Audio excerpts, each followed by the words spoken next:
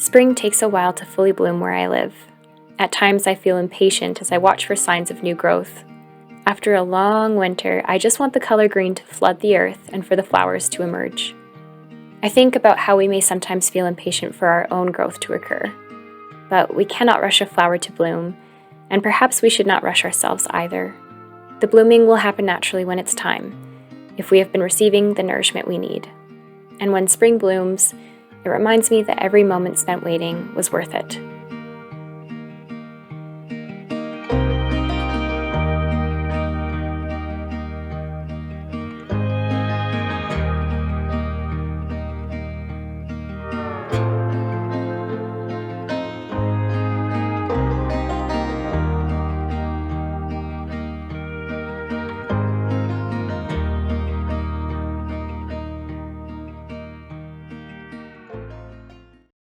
The season began with deciding to take a foraging course.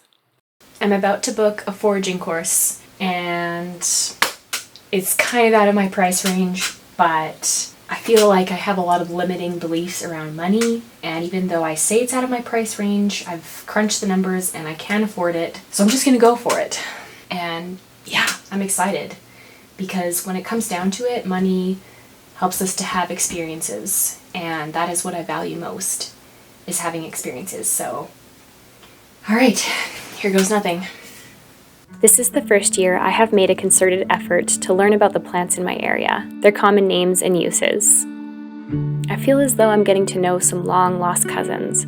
Just like meeting someone for the first time, it usually takes me several interactions before I can remember their name. I am really enjoying becoming more and more familiar with the plants each time we meet. Here are just a few that I've gotten to know this spring.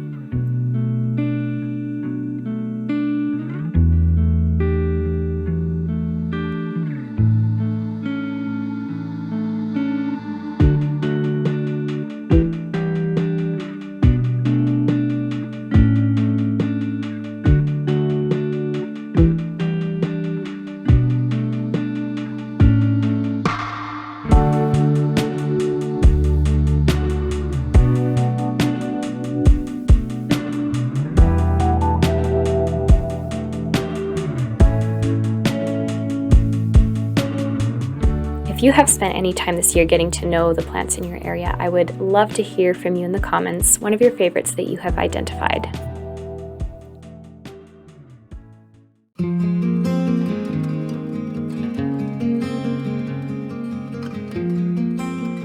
Although bees do rely on dandelions in early spring for food, since they are some of the first flowers to bloom, you generally don't have to worry about overharvesting.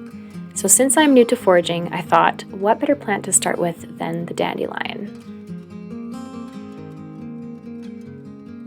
Sometimes my mind is a very interesting place to be, and I enjoy exploring my own thoughts and ideas.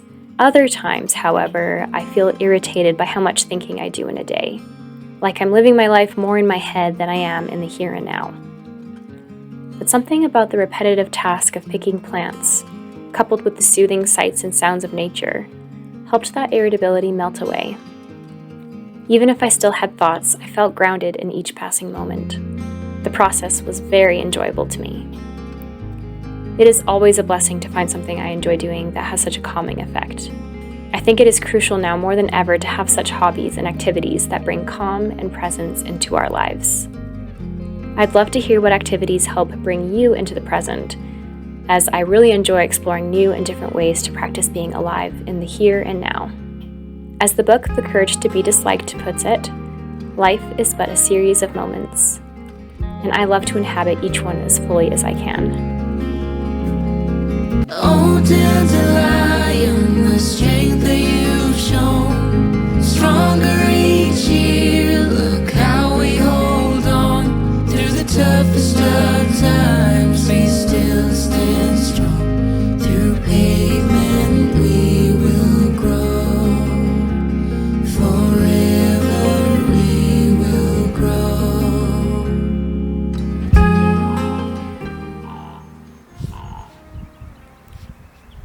I went back the next day to forage for more and didn't have my camera out for the majority of the time. And I was understandably a lot faster and found my rhythm much easier than when I was trying to take pretty shots of the process. I began just taking the flowers rather than the stems because I read that the stems are quite bitter. I also picked some leaves where the flowers had not bloomed yet because they are supposed to be less bitter than the more mature leaves. If you have a favorite way to prepare dandelions, please do share. I am looking forward to exploring the many ways this abundant plant can be used. With the feeling of, oh man, when I used to dance, when I used to run, when I used to paint, that feeling, some of you might not remember, and that's okay. Keep that endearing feeling.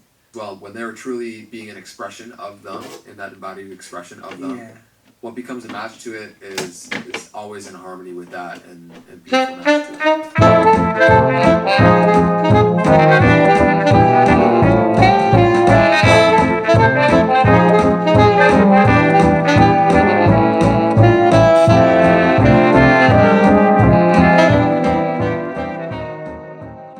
Add butter and garlic to just about anything, and it'll taste good.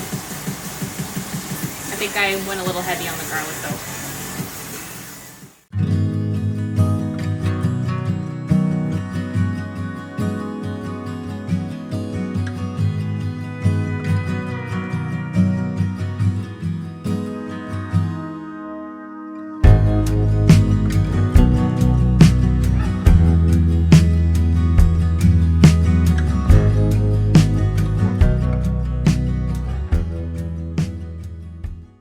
Yesterday I went on a foraging hike and I didn't film because gotta have a balance, gotta put away the camera and the technology sometimes.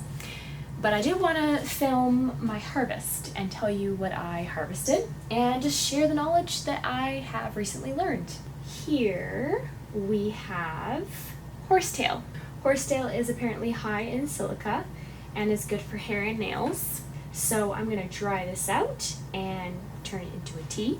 And then we have valerian here. Valerian has a root that smells like stinky feet, and I've got a little arnica flower that's attached to it. It can be made into a tea. The root can. There's a book that a friend lent to me, and it's called The Boreal Herbal. I need to buy a copy for myself because I'm really enjoying it so far. And in it, it talks about valerian.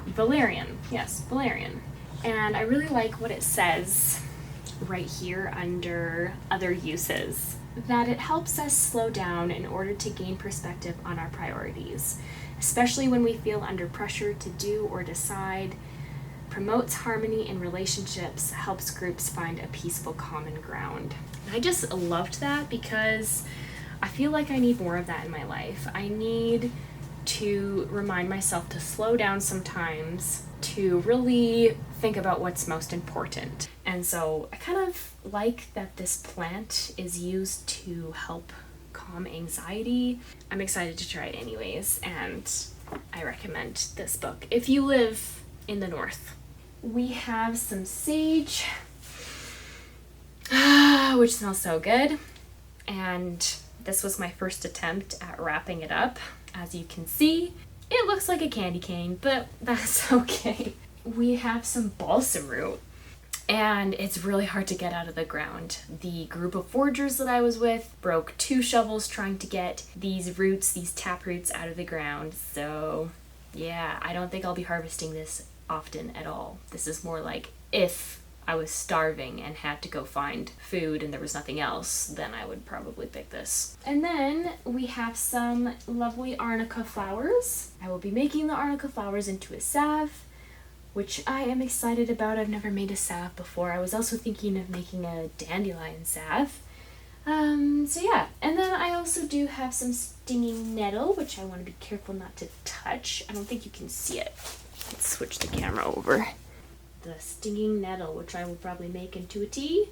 Yeah, I think what I'm learning is just that there are so many herbs that you can go and forage for and just dry them out and save them for later use. And that's exciting to me because you don't always have time to do what you want with it as soon as you harvest the plant. And so the fact that you can just dry them out, store them for later use, it's just a really good feeling. Yeah, thank you for listening to my spiel about my foraging outing yesterday. Thank you so much for taking the time to watch this vlog. I hope you had a wonderful spring, and I am wishing you a beautiful summer ahead. May we get outside lots and enjoy all that the season has to offer. I will see you in another video soon. Bye for now.